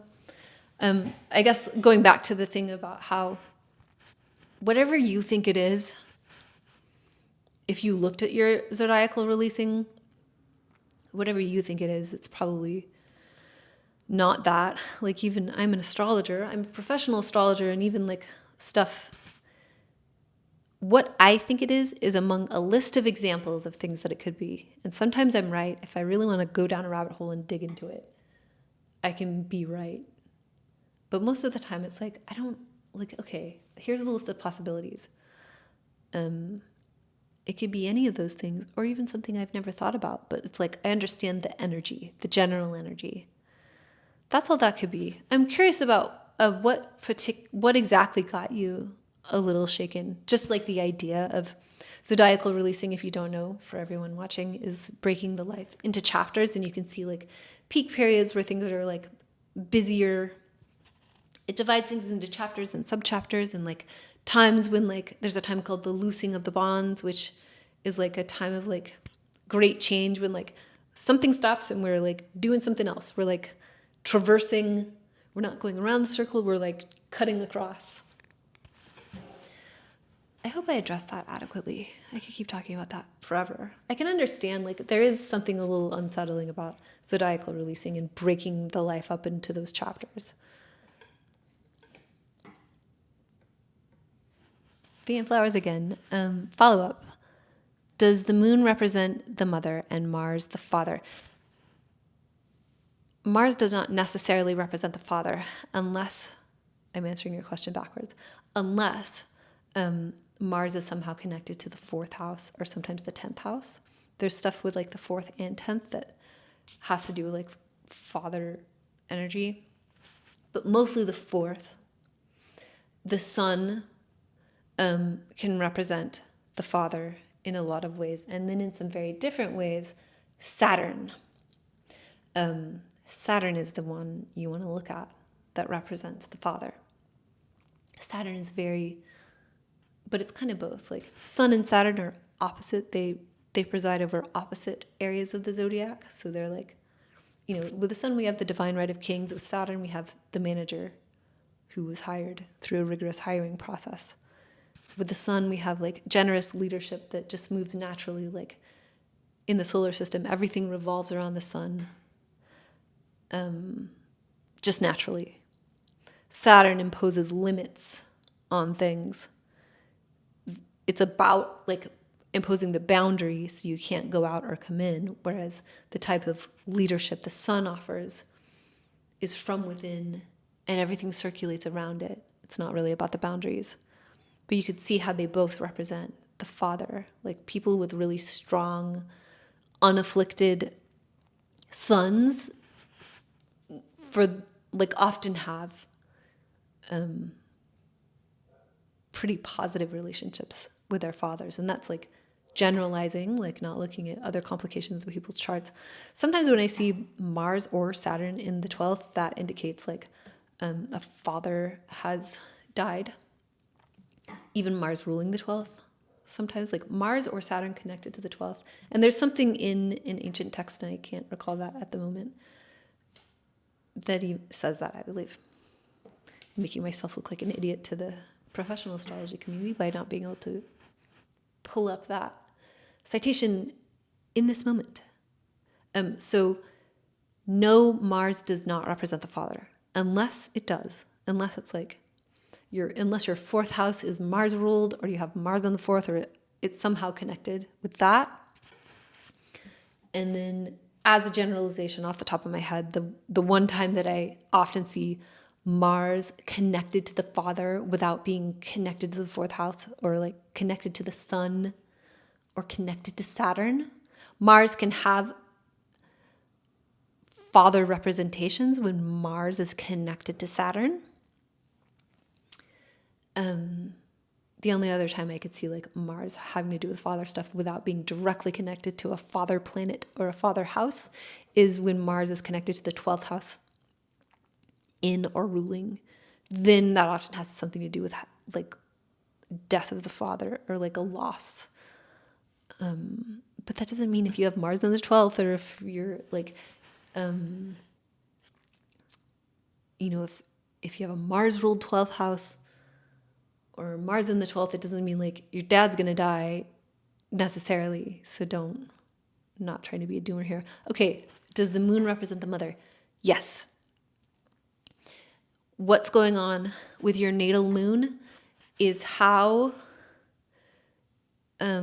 it's the stuff that you're comfortable with, and it presides over your upbringing, and it does say something about the mother.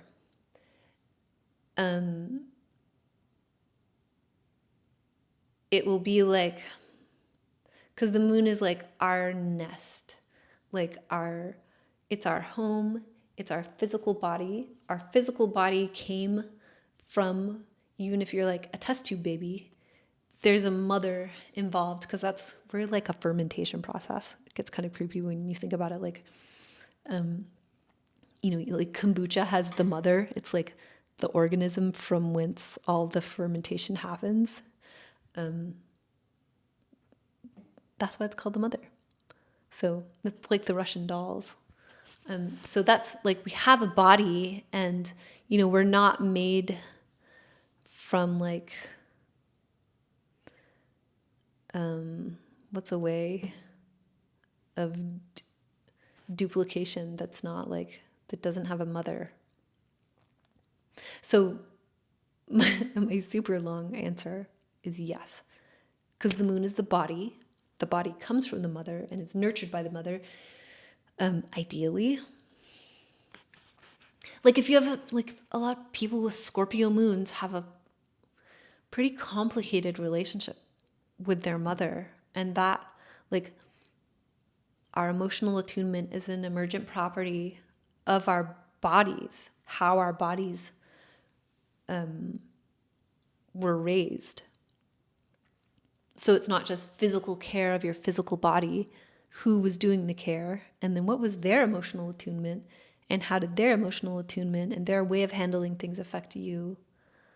So you can see how like moon is mother, is body. Venus and Jupiter generally signify women, the feminine, and a lot of what the feminine pertains to is the body also. So there's like a doubling of connotations, where like women and sensuality and glamour and the things that make things pleasant. Moon specifically is like the physicality, the sensitivity, the intuition, the physical body, the material, earth, water. These are the feminine, quote unquote, the yin side of like the yin and yang binary, the day and night, day things being sun, like day planets would be sun, moon, Mars, Jupiter. So when, Mars is a generally masculine, you can have Mars in a feminine sign. All women have Mars, part of them. It's like animus, anima. So anyway, I hope I answered that sufficiently. I think I went down a rabbit hole with that. So does moon represent the mother? Yes. And then other things in the chart will signify the mother. There's like 4th and 10th house stuff again, depending on the chart. The 4th house will always say a lot about your relationship with your parents and ancestry, etc. But sometimes the mother has to do with the 10th house too. It just depends on the chart. Moon mother, yes. Mars father, not necessarily. Lily, you love my work and you've been following for a while. Yes, I love seeing you around. You always have something meaningful to contribute. And I appreciate you being here, as always. And thank you for saying that also. Peach doors. It's more the idea of determinism that's got me shaken. Okay, yeah, thank you for, rather than your specific zodiacal releasing. Okay, so there's a quote from, I'm going to try to look it up, from Ram Dass, that kind of unpacks determinism in a way I really like. So I'm going to be lazy.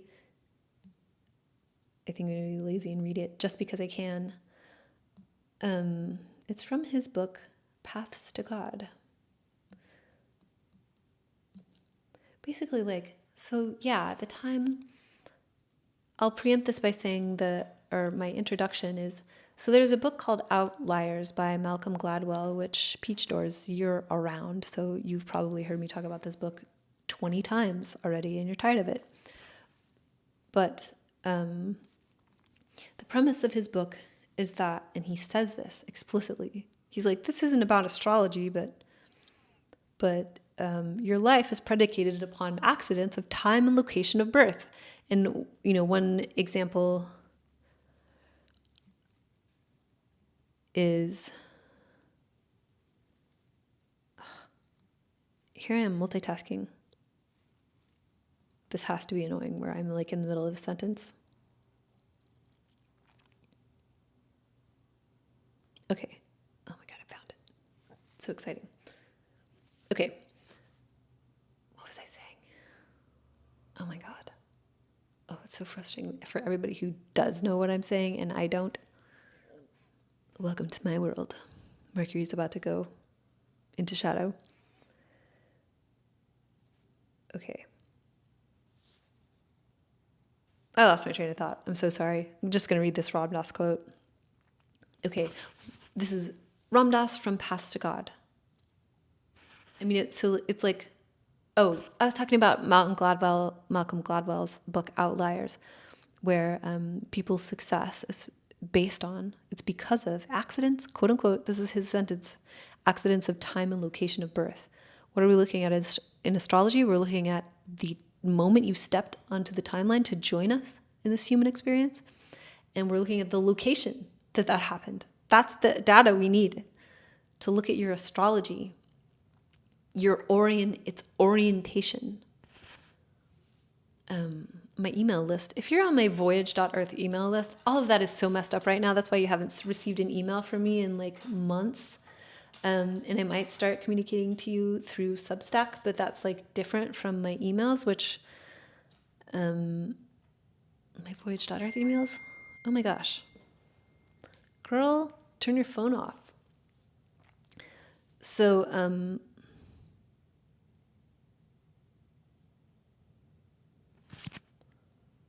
okay. Oh my gosh, it's been 2 hours I've been live streaming. Oh my God. Okay, that was like someone, not that like, why am I, okay, I don't need it. Okay, so accidents of time and location of birth. The moment you step onto the timeline, you're stepping into a world like if you stepped onto the timeline in France in the 1300s versus stepping onto the timeline in the 60s in the Midwest, like Bill Gates, with access to this computer center and the interest in computers, the interest in something and the massive, crazy, good timing resources. Like Bill Gates can't exist, wouldn't be Bill Gates if he entered the timeline in the 1500s in France or the 1300s. So, okay, I have to wrap this up. Man, everybody's asking such good questions. Peach Doors, this is such a good question. The idea of determinism. So a part of it is like, it's determined. That's what we're doing here. We're stepping into time. That's part of the Saturn stuff, is like, you stepped into the timeline at a certain place in time. The world is a certain way. Your parents are a certain way. You have some ingrained stuff that I believe is nature and not all nurture, but there's a lot of nurture too. So that's one thing. It's just like, well, that is what it is. Some stuff is determined. There's stuff that's going to happen in the future that you don't have a say in the matter, just like geopolitically speaking. Does that make sense? But I hear you. And here's the quote. This is Ram Dass from the book Paths to God. Well, it's a stretch for us to come to grips with the relationship between free will and determinism because we're so used to thinking in either or terms. But on this issue, we have to deal with the paradox that both of these opposite realities exist simultaneously, free will and total determinism. Things get a little clearer, though, when we see that although they exist simultaneously, they exist on different planes. That is, there is a plane of reality on which you think you are a free agent. You think you decided what to wear today. You think you decided what to eat for breakfast this morning. You think you decided whether to pick up this book and read it. On that plane, it is necessary for you to behave as if, in fact, you are a free agent, to make choices wisely, to decide to do your dharma. However, there is another plane, a different perceptual vantage point from which you begin to see that all those thought forms that said to you, quote, I think I'll have some granola this morning, didn't come out of the void. Well, actually, they did come out of the void, but they came conditioned out of the void. These choices arose out of a long chain of prior events that absolutely predetermined your decisions. I say, quote, I have free will. That's my karma talking. And karma is like the pattern that comes with time. Karma is not like always like a harsh judgment. But like karma is basically Saturn, where it's like the pattern for all of time. Peach Doors, thanks for responding. Looking forward to listening back to the rest of this later. Have a great stream. Thank you. Thank you so much. Thank you for being here. Thank you if you watch later. Okay. Oh my gosh. Okay. Buckley and Augustine, Aquarius moon, Virgo rising here. Wow, scientist vibes, first of all. Always trying to reason my way out of emotions. Yeah, second brain is muted for me, the gut brain. Yeah, I mean, Aquarius moon and Virgo rising is going to want to like figure things out. It's part of your superpower too, so it's a blessing. And then like the second brain stuff, the gut, the intuition is certainly something to work on. But often contains the information to just be okay, if that makes sense. Second brain is muted, but often contains the information to just be okay. I didn't quite understand that sentence, but I think that's just me. But if what you're saying is like, the information is there, maybe you don't know it consciously, but it like can still guide you. Is that what you're saying? Anyway, great comment. And also like, yeah, you're not doing it wrong with the like trying to reason your way out of emotions being Aquarius moon and Virgo rising. It's because your superpowers are elsewhere. And that's such a great gift. Like the Virgo Aquarius combination is so like, so smart. Lily, what are your favorite astrology books? Do you have any learning recommendations for intermediate astrology students? I would highly recommend Demetra George's 2-volume set, Astrology. Oh my gosh. These books I refer to all the time. Astrology and Ancient Astrology in Theory and Practice. One is about planetary conditions. And it's like a workbook. And it's rigorous, not like that fun of a read. And the second volume, which is about the houses, Chris Brennan, Hellenistic Astrology, obviously. Those are the Demetra George and Chris Brennan ones are like very dense in an amazing way. So those would be my top for the intermediate student. Like, you can handle it. I know you can handle it. They're not hard. It's just a lot of information because, as you know, astrology is a lot of information and making connections. And then my favorite astrology book, which is not everyone's, but like, it's like boring. I love 36 Faces because it's like I already have like a mythical attunement. So that's why I was attracted to Austin Coppock's work. And it just like combines a lot of like ancient texts and myths with, it's just like explains the 10 degrees of the zodiac. But that book is out of print. I was lucky enough to get a copy before it went out of print. And the new version should be coming out soon. And I started making these, I think only one is published right now, these reels about, because I like to understand things by what they're not.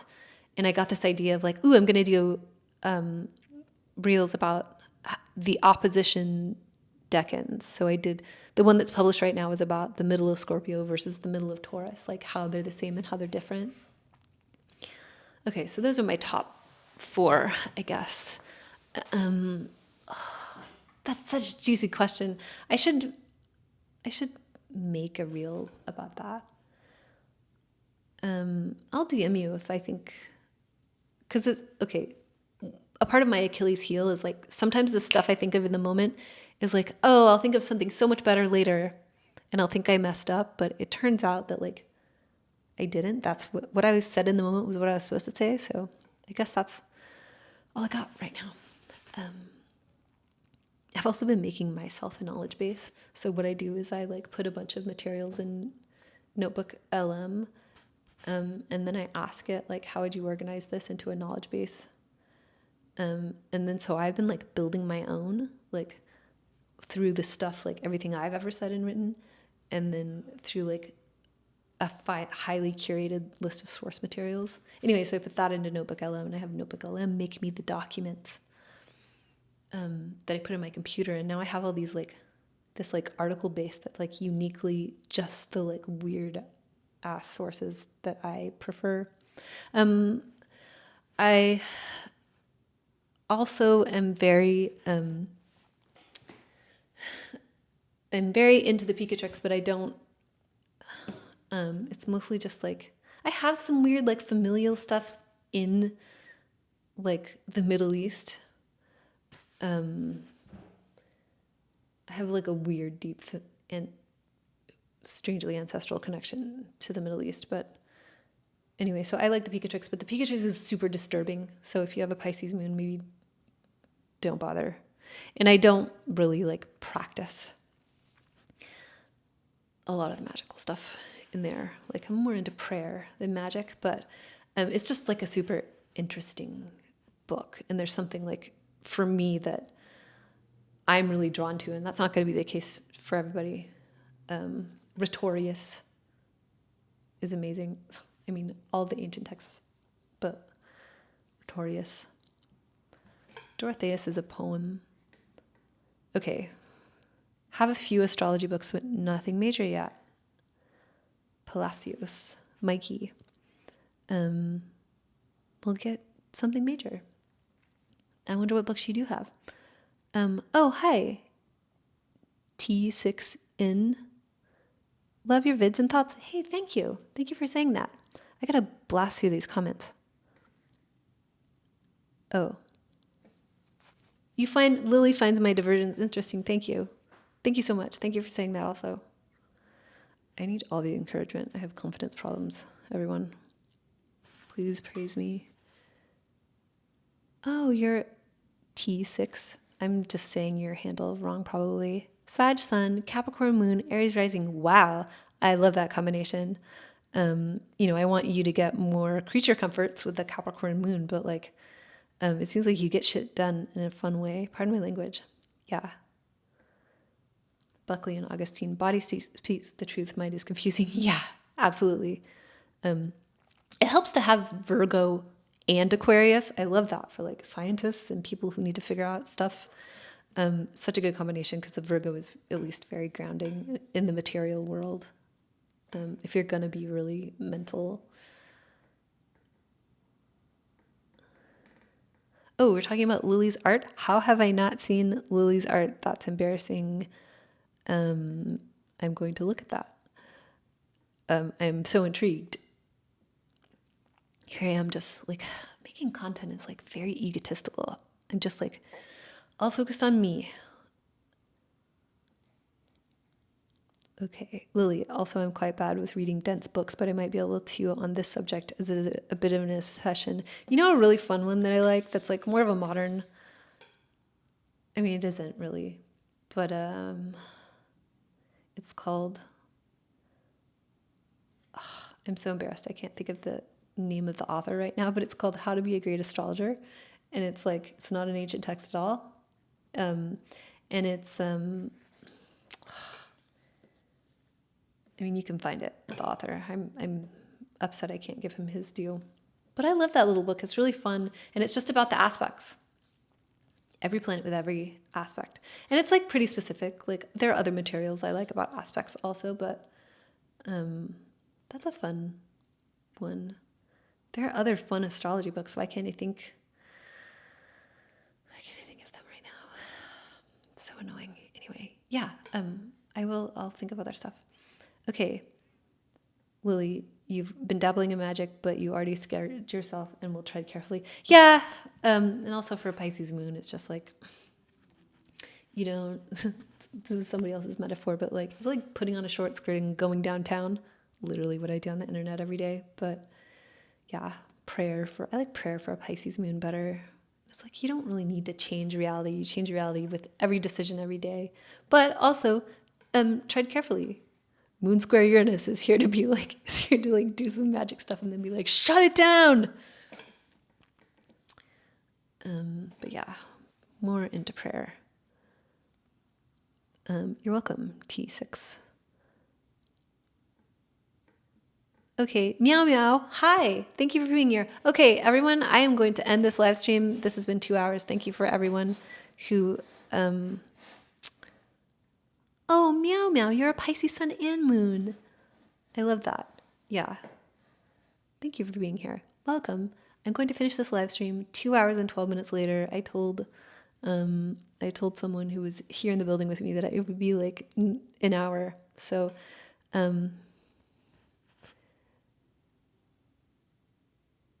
oh, have the bestest day. Yes. I'm not Data from Star Trek at all. Thank you, yes, for telling me to have the bestest day. Buckley and Augustine, oh, Bucephus is here. Am I saying your name? I always avoid saying your name because I don't think I'm going to say it right. Buckley and Augustine, your astrological insights are refreshingly unique. I have always loved your videos. Thank you. Hey, thank you for saying that, and thank you for watching them.